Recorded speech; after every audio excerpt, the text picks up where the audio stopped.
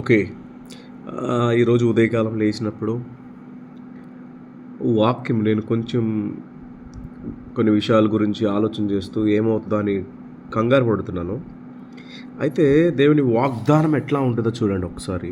యెషయా గ్రంథము 41 అధ్యాయము 10వ వచనంలో ఏమనుందంటే, నేను ఆల్రెడీ మార్క్ చేసి పెట్టాను.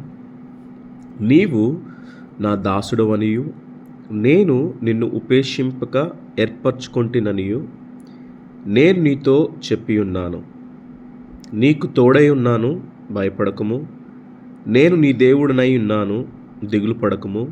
నేను నిన్ను బలపరుతును, నీకు సహాయము చేయువాడను నేనే. నీతి అను నా దక్షిణ హస్తముతో నిన్ను ఆదుకొందును. దేవుడి వాగ్దానము ఎంత క్లియర్గా ఉంటుందంటే, మనము ఇదే అధ్యాయాన్ని ఎన్నిసార్లు మనం చదువుంటాము. అయితే చాలాసార్లు అక్కడ మనకు కనబడుతుంది నా, నేను నేను నేను నేను నా అని చాలాసార్లు దేవుడు నేనున్నాను, నేనే కాపరిని నీకు, నేనే యజమానిని, నేనే నీ తండ్రిని, నేనే నీ తల్లిని. ఆ అధ్యాయంలో మనం చూసుకుంటే చాలా చోట్ల కనబడతాయి ఆయన.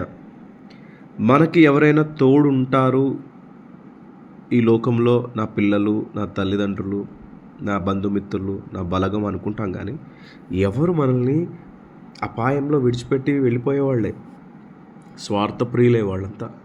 కానీ ఒక్క ఆయన ఉన్నాడు, మనల్ని ఎంతగా ప్రేమిస్తాడంటే మన కోసం ఆయన సింహాసాన్ని విడిచిపెట్టి రావడానికి కూడా సిద్ధంగా ఉన్నాడు. సో భయపడకండి, దిగులు పడకండి.